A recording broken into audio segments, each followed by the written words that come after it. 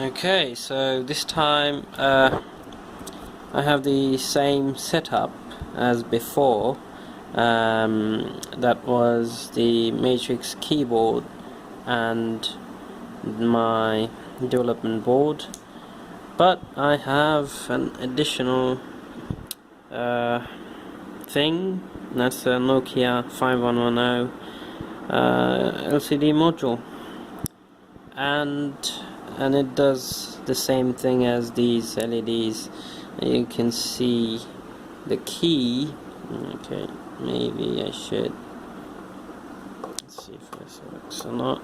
Okay, so the key shows which key I've pressed, and if I press, let's say 7, you can see that it's changed to 7, and whatever I press, let's press this one, this is 9, 10, 11, 12.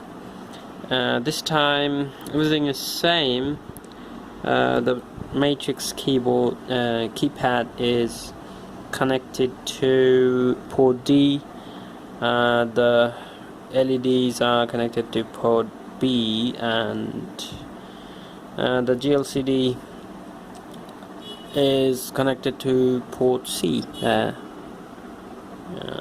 Okay, and this is a normal 5110 module, and I kinda modified, not actually modified, but added additional board that makes me enables me to connect my 5V board with this one. This is not 5V tolerant, so I had to use a buffer chip which is running at 3.3 volts, and here's the regulator right there. I also have this jumper so I can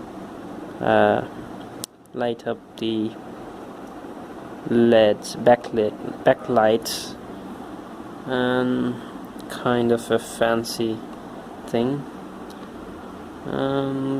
So that's about it. Thanks for watching.